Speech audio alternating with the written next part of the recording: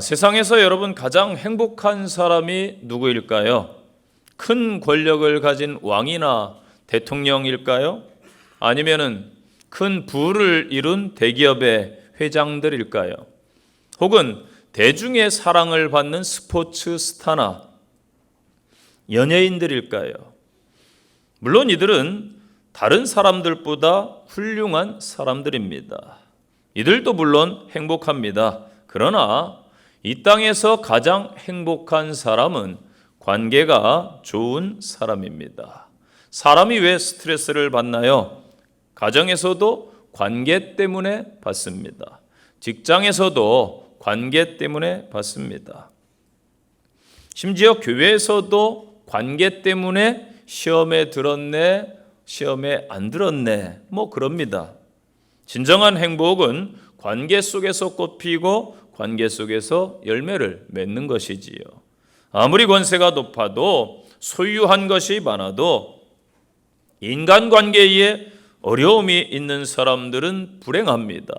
그래서 잠언 17장 1절에서는 마른 떡 한 조각만 있어도 화목하는 것이 육선이 집에 가득하고 고기가 집에 가득하고 다투는 것보다 낫다라고 말씀을 주고 있습니다. 인간관계가 아름다운 사람은 환경을 초월합니다. 아무리 힘들고 어려운 조건 가운데 있어도 행복할 수가 있지요. 그러나 아무리 환경이 좋을지라도 관계가 나쁘면은 그곳은 곧 지옥이 되는 것입니다. 반면에 아무리 환경이 어려워도 관계가 좋으면은 그곳은 곧 천국이 되는 것이겠지요. 오늘 본문에 빌립보 교회는 바울의 전도를 받은 자주장사 루디아라는 여성에 의해 세워졌습니다. 그러다 보니까 다른 교회에 비해서 여성의 숫자가 많았고 여성의 역할, 활동이 활발한 교회였습니다. 교회에 여러 사람들이 모이다 보니까 교제하다 보니까 때로는 불편한 관계가 되고 불협화음이 일어납니다. 안타깝게도 잘 성장해 가던 빌립보 교회에 교제와 관계에 문제가 생기게 되었습니다. 그래서 바울이 교회를 향하여 성도들을 향하여 권면한 말씀이 본문의 말씀이 되겠습니다. 저희 교회가 역사와 전통을 자랑하고 있습니다. 이것과 더불어 좋은 성도들 간의 교제, 아름다운 관계를 이루어 가시면 더 좋겠습니다. 오늘 본문을 통해서 주시는 말씀입니다. 첫째는 한 마음의 교제를 이루어야 아름다운 교제가 되는 것입니다. 2절 말씀을 보세요. 같은 마음을 품으라. 우리 옆에 성도님하고 인사하실까요? 한 마음이 됩시다. 자, 오늘날 우리 사회, 정치, 경제, 내 주변, 직장, 가정, 어찌 보면 삶은 갈등의 연속입니다. 가족과의 갈등, 연인과의 갈등, 직장 내의 갈등, 정치권의 갈등, 심지어 교회에서도 갈등이 있습니다. 이 갈등의 원을 보면은 등나무와 칡나무가 서로 엉켜 있는 것을 말합니다. 등나무는 왼쪽으로 올라가려고 하고 습성상 칡나무는 오른쪽으로 감아 올라갑니다. 둘 다 덩쿨 식물이지요. 그러다 보니까 서로 다른 방향으로 감고 올라가니까 갈등이 생기는 거예요. 한 방향으로, 같은 방향으로 갈 수가 없는 것이지요. 우리가 서로 다른 방향으로 가기 때문에 문제가 생깁니다. 예수 안에서 한 방향을 향하여, 예수 그리스도를 향하여, 저 천국을 향하여, 같은 비전을 향하여 나가는 성도들이 되시기를 당부드립니다. 빌립보 교회는 바울 사도에게는 아주 특별한 교회였습니다. 그래서 바울이 1절에 뭐라고 말씀하고 있습니까? 그러므로 나의 사랑하고 사모하는 형제들, 나의 기쁨이요 면류관이요 사랑하는 자들아, 이와 같이 주 안에 서라 라고 말씀하면서 빌립보 교회를 호칭하고 있습니다. 그런데 안타깝게도 교회 내에 같은 마음이 아닌 서로 다른 마음을 품은 자들이 있었습니다. 보통 칭찬이나 긍정적인 내용을 이야기하는 것이 아니면은 익명으로 이야기하는 것이 고대의 관례였습니다. 그런데 바울 사도는 오늘 주 안에서 같은 마음을 품으라 권면을 하면서 가감없이 유오디아와 순두개의 이름을 부르며 전하고 있습니다. 이 일이 빌립보 교회에게 직접 이름을 거명해서 거론해야 권면해야 될 만큼 중요한 일이었기 때문이겠지요. 오늘 빌립보 교회의 성도들 중에 두 여인 유오디아 이름 뜻은 아주 순조로운 여행자, 아주 좋은 이름을 가졌습니다. 순두개 행운의 기회를 잡은 자 이런 뜻입니다. 행운 있는 여인이에요. 이름이 아주 좋은, 또 이름보다 더 좋은 성도라는 호칭을 가진 이 두 여인이 주 안에서 같은 마음을 품지 못한 겁니다. 유오디아와 순두개에 대한 자세한 설명은 없지만은 이들이 빌립보 교회의 지도자 위치에 있었던 것만은 확실합니다. 바울이 복음을 전하는 일에 나와 멍에를 같이 한 사람들이다. 즉 동역자다. 그렇게 표현하고 있기 때문이겠지요. 바울과 함께 교회 공동체를 함께 세우고 이끌어 나가는 어찌 보면 요즘에 리더격에 속하는 헌신자입니다. 두 사람은 본문의 전후 관계로 보아 같은 마음을 품지 못하고 아마도 자주 알력과 서로 다툼이 있었던 것처럼 보입니다. 특이점이 두 가지가 있는데 하나는 바울이 두 사람의 직접 이름을 언급했다는 점, 또 하나는 바울이 두 여인 각자에게 권하노니라는 이 반복적인 표현을 사용했다라는 것입니다. 두 사람의 불화가 심각했기 때문에 이 교회 공동체에 영향을 끼쳐요. 이름을 직접 언급하고 지목하지 아니하면은 안 되기 때문에 각각 개별적인 훈계를 한 것입니다. 두 여인이 빌립보 교회에서 영향력 있는 인물인데 좋지 않은 불화하니까 영향을 끼치는 것이죠. 그래서 이 여인들에게 바울이 필요한 것은 같은 한 마음이 되어라.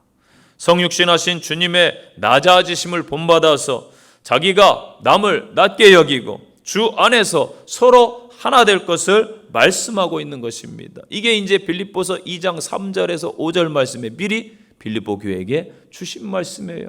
너희들이 주 안에서 예수님처럼 십자가에서 복종하신 것처럼 낮아져라. 그런데 이들이 이 말씀을 잊어버리고 있었던 것이지요. 바울이 사용한 동사는 프로네인이라는 단어입니다. 이 마음을 나타내는 이 단어예요. 빌립보서에서 아주 중요한 위치를 차지하는 단어입니다. 단순히 머리로 생각하는 것을 의미하는 게 아니고 느끼고 생각하고 결정해서 실행하는 모든 과정을 의미하는 단어가 되겠습니다. 예수님께서 이 땅에 육신의 몸을 입고 내려오셔서 십자가에 죽기까지 순종하실 때 가졌던 그 관점, 그 행위, 이것을 말하는 것입니다. 예수님의 마음은 자기가 주장할 수 있는 권리와 특권을 포기하고 타인을 나보다 낮게 높이는 마음입니다. 자신의 지위를 이용해서 이익을 취하고 다른 사람 위에 군림하려는 마음이 아니라 오히려 자신의 지위와 힘을 사용해서 다른 사람의 종이 되고 섬기는 마음입니다. 여러분, 초대교회 가운데 고린도 교회를 한번 봅시다. 이 교회는 주변에서 아주 큰 교회에 속했습니다. 많은 성도들이 예수 믿고 돌아왔지만은 각기 다른 지도자를 따르는 파벌이 이 교회에 있었습니다. 그래서 많은 성도들이 대단히 세상적이고 속물적이고 친교 식사를 함에 있어서도 서로 어울리지 않고 끼리끼리 그렇게 식사를 했습니다. 고린도 교회 성도들은 어떤 종류의 권위든지 순종하는 것을 싫어했고 도덕적으로 교리적으로 많은 방종을 허용했습니다. 그들에게는 겸손과 타인에 대한 배려가 없었고 어떤 사람은 동료 크리스찬을 법정에 고소까지 하게 됩니다. 그들은 성령의 은사를 많이 경험했지만은 안타깝게도 사랑이 없었습니다. 그래서 바울파, 아볼로파, 베드로파, 나는 예수파 이렇게 나뉘어서 분쟁하면서 자신들을 위해서라면은 사랑하는 예수님의 몸된 교회가 아파도 찢어져도 상관이 없던 사람들입니다. 이런 고린도 교회를 향해서 하나님께서 말씀하셨습니다. 십자가의 도가 멸망하는 자들에게는 미련한 것이요 구원을 얻은 우리에게는 하나님의 능력이라. 아멘. 여러분, 예수님의 그 십자가의 능력이 미련한 것이 되게 하지 마시기를 당부드립니다. 우리는 하나님, 예수님, 성령님 이야기하며 살겠지만은 실제로 나와 함께 부대끼고 사는 사람은 내 옆에 있는 사람들입니다. 시대가 아무리 변해도 사람들에게 필요한 것은 함께 해주는 사람들입니다. 그리스도 안에서 격려, 사랑의 위로, 성령의 교통이 있다면은 그것은 마음을 같이하고 뜻을 합하여 옆에 있는 귀한 분들과 함께 한 마음을 품는 것입니다. 이를 잘하려고 하는 것보다 중요한 것은 하나가 되는 것, 한 마음이 되는 것이에요. 다툼은 서로가 상대방에게요, 내 생각을 받아들이라 요구하기 때문에 생깁니다. 모든 사람이 자기 고집을 다 내려놓고 주님의 마음을 품는다면은 저절로 하나가 될 줄로 믿습니다. 에베소 4장 3절 말씀을 기억하세요. 평안에 매는 줄로 성령이 하나 되게 하신 것을 힘써 지켜가라. 아멘. 성령께서는 성도들을 주 안에 하나로 묶어 놓습니다. 초대교회 핍박 가운데 성령의 역사가 일어나니까 그들이 담대해졌고 한마음 한뜻이 되어서 예수 그리스도의 복음과 부활만을 증거한 줄로 믿으시기 바랍니다. 성령을 의지하고 따라갈 때, 주님을 주인으로 보시고 따라갈 때에 참된 평안에 매는 줄이 저희와 저희 공동체를 하나로 묶을 줄로 믿습니다. 우리 귀한 교회 지체들은 서로 한마음 한뜻이 되어서 하나님의 이름을 높이는 복된 성도들이 되시기를 간절히 축원드립니다. 두 번째 주시는 말씀, 동역의 교제를 해야 아름다운 교제입니다. 3절 말씀 보세요. 동역자들을 도우라. 아멘. 옆에 성도님과 다시 한번 인사하세요. 제가 돕겠습니다. 아멘. 아멘. 방송인 김혜자 씨를 아시지요? 김혜자의 오래된 수필집이 있어요. 아마 읽은 분도 계실 거예요. 저도 읽었던 책인데 꽃으로도 때리지 말라. 들어보셨죠? 이 책에서 나오는 내용입니다. 잭 켈리라는 신문 기자가 아프리카 소말리아의 비극을 취재하다가 겪은 체험담을 적어놨어요. 기자 일행이 수도인 모가디슈에 있을 때의 일이었습니다. 그때는 기근이 극심한 때였습니다. 기자가 한 마을에 들어갔을 때에 마을 사람들이 모두 죽어서 여기저기 시체가 널려 있습니다. 그때 기자는 한 작은 소년을 발견합니다. 소년은 온몸이 벌레에 물려 있었고 영양실조가 걸려서 배가 불룩한 상태였고 머리카락은 빨갛게 변해 있었고 피부는 한 100살 정도 된 노인처럼 보였습니다. 마침 일행 중에 한 기자가 그 아이를 건드리니까 인기척이 있는 거예요. 그래서 일행 중에 한 기자가 과일 하나를 얼른 소년에게 주었습니다. 그런데 이 소년은 너무 허약해서 그 과일을 들 수 있는 힘조차도 없었습니다. 기자는 그것을 반으로 잘라서 소년에게 주었어요. 소년은 그것을 받아들고 힘겹게 일어나더니 고맙다는 눈짓을 하고 마을을 향해 또 걸어갑니다. 기자 일행이 소년의 뒤를 따라갔는데 소년은 그것을 의식할 기운조차 없었습니다. 소년이 마을처럼 들어섰는데 이미 죽은 것처럼 보이는 소년보다 아주 작은 한 아이가 땅바닥에 누워 있습니다. 아이의 눈은 완전히 감겨 있었는데 이 작은 아이는 그 소년의 동생처럼 보였습니다. 형은 자신의 동생 곁에 무릎을 꿇더니 손에 쥐고 있던 과일을 한 입 빼어서 그것을 씹었습니다. 그리고는 동생의 입을 벌리고는 그것을 입안에 넣어주는 것입니다. 그리고 자기 동생의 턱을 잡고 입을 벌렸다 오므렸다 하면서 동생이 씹도록 도와줍니다. 기자 일행은 소년이 자기 동생을 위해서 보름 동안 그렇게 하는 것을 지켜보게 됩니다. 그 후에 안타깝게도 이 소년은 영양실조로 죽음을 맞이했습니다. 그러나 소년의 동생은 끝내 살아남았습니다. 여러분, 이 땅에 이러한 비극은 너무나 많이 지금 일어나고 있습니다. 저 우크라이나에서, 아프간에서, 미얀마에서, 저 아프리카 여러 지역에서 내전이 있습니다. 조사에 따르면 직장인 중 10명 중에 6명은 동료가 하는 일 없이 월급을 받는다라는 생각을 갖고 있는 것으로 나타났습니다. 또 자신은 직장 동료보다 더 많은 일을 하고 있느냐고 생각하는 질문에는 48.8%가 그렇다라고 대답을 했습니다. 같은 동료이지만은 그 동료 때문에 직장에서 스트레스를 받습니다. 자신은 더 많은 일을 하고 동료는 하는 일 없이 내가 수고한 덕분에 월급을 받는다는 생각 때문이겠지요. 진정한 파트너십이 필요한 시대입니다. 여러분은 어떻습니까? 교회는 가정과 같습니다. 각 가정에서는요, 남편이나 아내가 일이 있으면은 먼저 본 사람이 그 일을 하는 거예요. 서로 어려울 때 잘 도와주는 거예요. 교회도 마찬가지입니다. 동역을 할 수 있는 교회가 건강한 교회인 줄로 믿습니다. 오늘 야외배를 위해서 많은 분들이 조장으로 수고를 해주셨어요. 아마 여러분 다 연락을 받으셨을 거예요. 또 장로님들 이하 모든 분들이, 여러분들이 또 여러 가지로 물품들을 후원해 주셨습니다. 준비하는데 또 사역자들과 여러분들이 도와주셨습니다.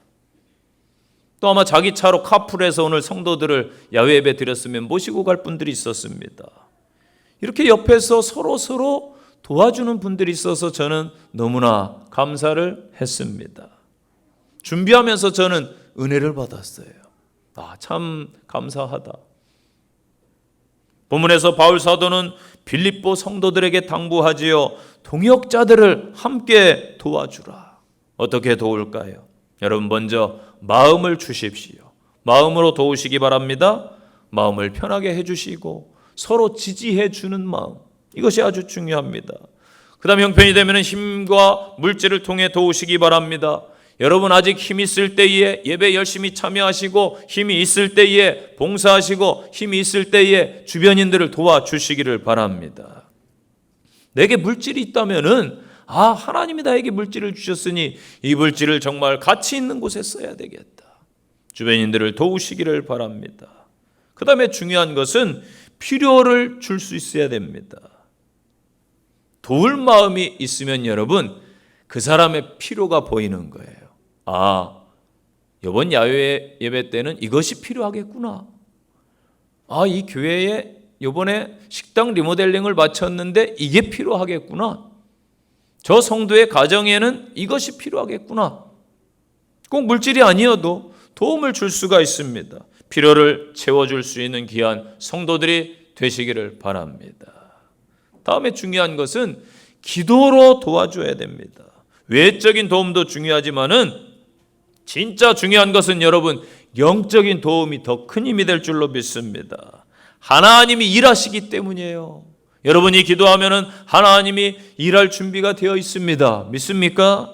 하나님이 일하시도록 여러분들이 교회 공동체를 위해 기도해 주시고, 기관을 위해 기도해 주시고, 앞에서 일하는 분들 위해 기도해 주시고, 선교사님들을 위해 기도해 주시고.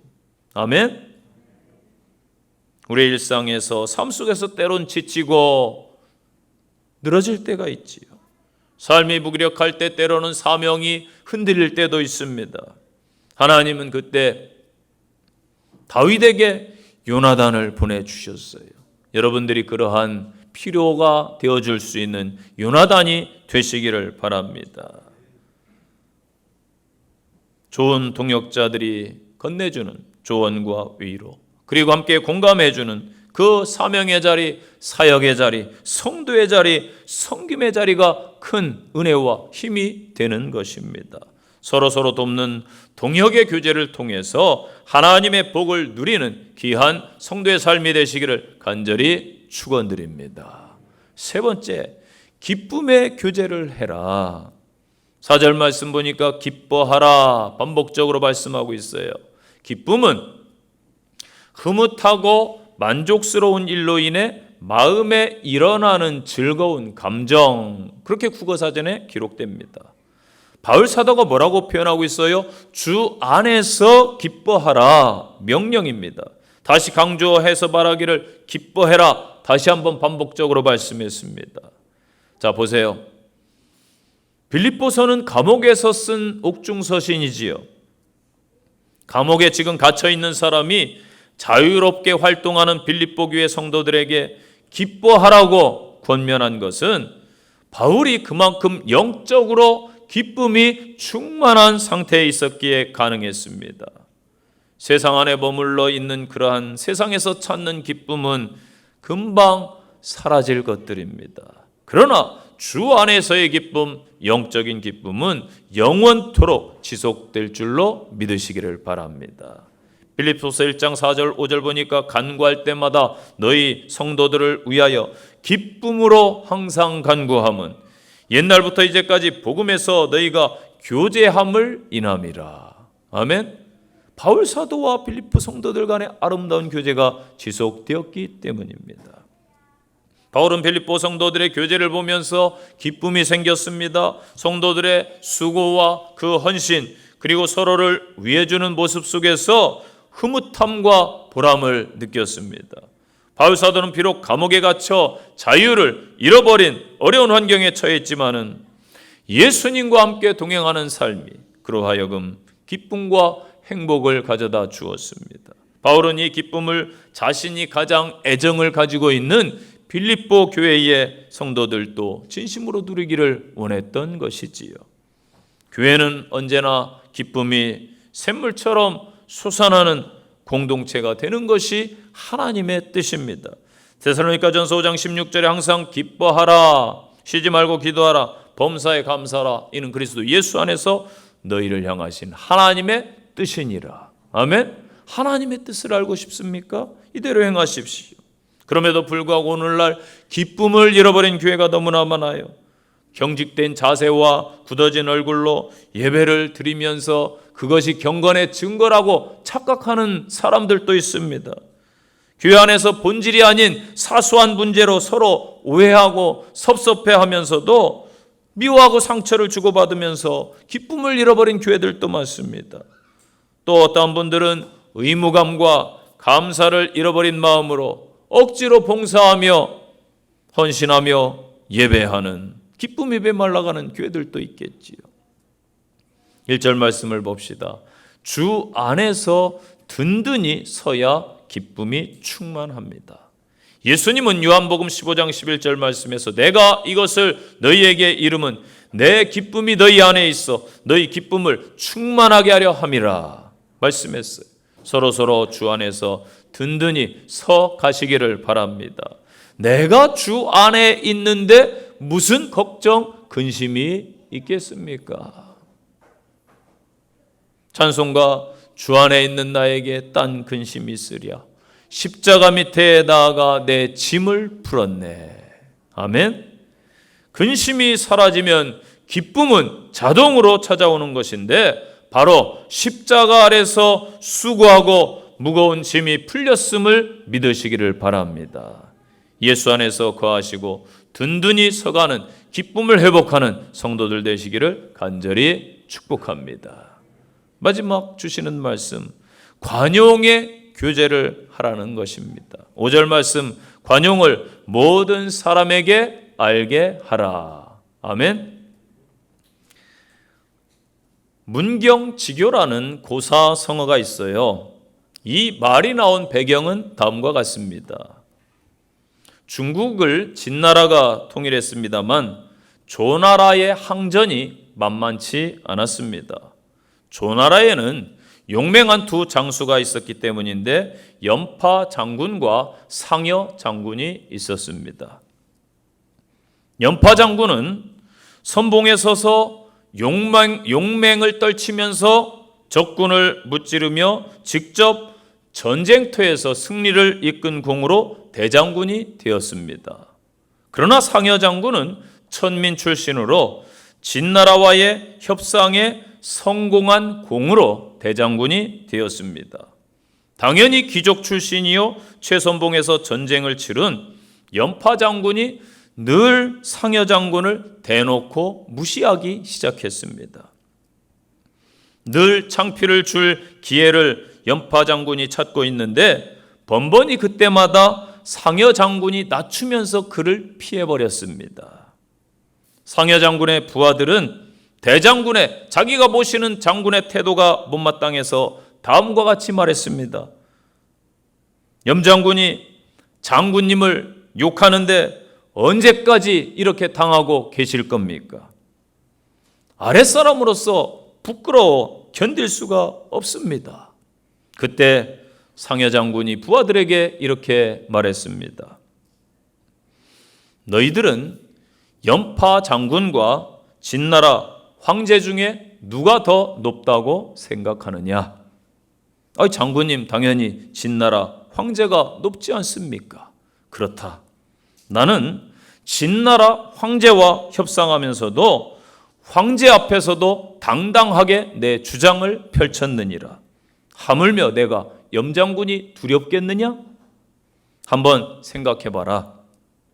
저 강한 진나라가 우리 조나라를 함부로 못하는 것은 나와 염장군이 있기 때문이다. 그런데 우리 두 사람이 서로 다투게 되면 어찌 될지 생각해 보았느냐? 내가 염장군을 피하는 것은 사사로운 일보다 국가를 생각하기 때문이다. 이 말이 사람들의 입을 통해서 연파 장군의 귀에 들어가게 됩니다. 연파 장군은 그동안 자신이 옹졸하고 경솔하게 행동했던 것이 너무나 부끄러웠어요. 그 즉시 상여 장군을 찾아와서 그 앞에 무릎을 꿇습니다. 장군, 내가 그동안 너무나 부끄럽게 행동했어. 나를 꾸짖어 주시오. 훌륭한 분이지요. 상여 장군은 너무나 기뻤습니다. 그래서 연파 장군 일어나시오. 이래서 우리 조나라가 든든한가 봅니다. 라면서 서로 화해를 했습니다. 이 일 후에 고사성어가 나왔어요. 문경이란 목을 벤다라는 뜻으로 서로 죽음을 같이 할 사이가 되었음을 말하는 것입니다. 관용은 헬라어 에피케스라는 단어입니다. 이 뜻은 이성적인 뜻의 에이코스라는 말에서 파생된 거예요. 그래서 이성적인 것을 뜻한다. 자, 기쁨의 원인 혹은 결과이기도 합니다. 기쁨을 누리며 살기를 원한다면은 이웃에 대해서 이성적으로 판단하고 관용을 베풀어야 합니다.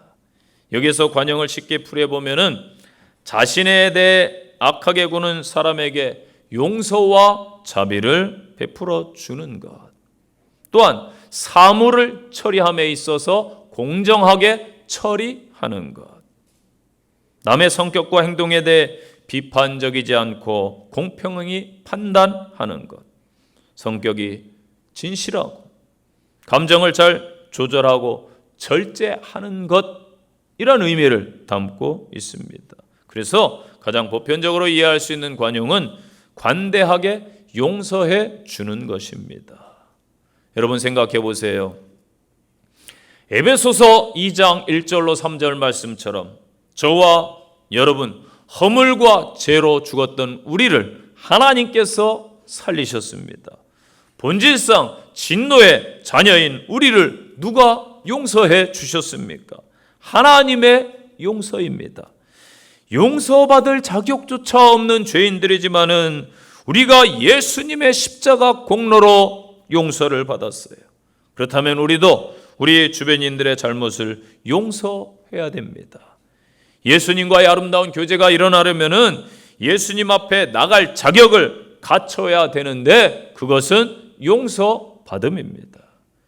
타인과의 관계가 좋으려면 서로 용서해야 되겠죠.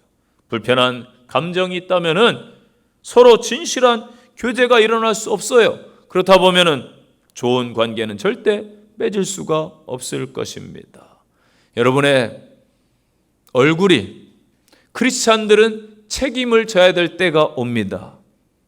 너무나 무뚝뚝하고 인상 쓰고 있고 무서운 얼굴인 사람들이 피하는 그러한 분위기라면은 한번 자신을 돌아봐야 되는 것이죠.